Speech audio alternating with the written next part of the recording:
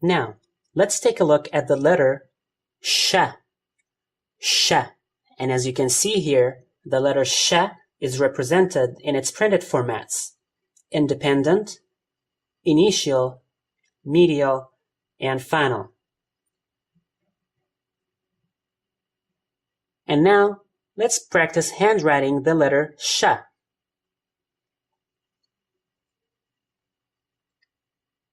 Sh, independent. It is the same as the letter sa. The only exception is sh has 3 dots right on top of it. So, sh, independent, backwards U, and a bigger backwards U, and 3 dots on top. One more time. 1 tooth, 2, 3, and a bigger backwards U, and 3 dots on top. Sh. Sh in its initial position.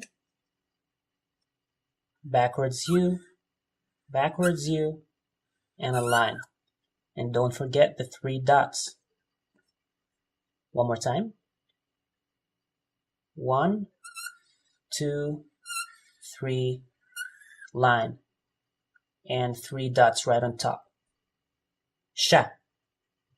Sh in its medial position. Line, 1, 2, 3, line, and 3 dots. One more time. A line, 1, 2, 3 teeth, a line, and 3 dots. Sh. Sh in its final position. A line, 1, 2, 3, and a bigger backwards U, 3 dots right on top. One more time. A line, 1, 2, 3, and a bigger backwards U, 3 dots on top. Sh. Now, let's take a look at the letter sh in a couple of words. The first word is shares. Shares. The first sound is sh. 3 dots.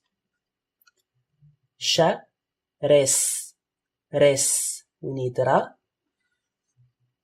Sh, res. And sa at the end. Backwards U, and a bigger backwards U. Shares. Shares. Tashrib. Tashrib. The first sound is ta. 2 dots. Tash. Tashrib. We need sha. 1, 2, 3 teeth, and 3 dots. Tashrib. Ra.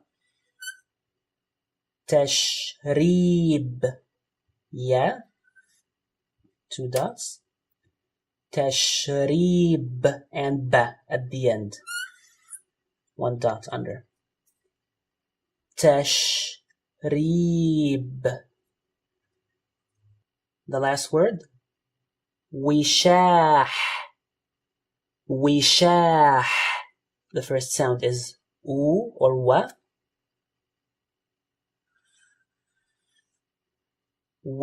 Wishah. And then sha. Of course, we can connect the wa to the sha.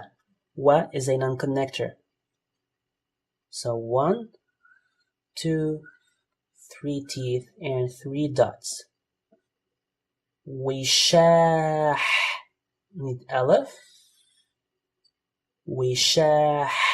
And ha at the end. Wishah.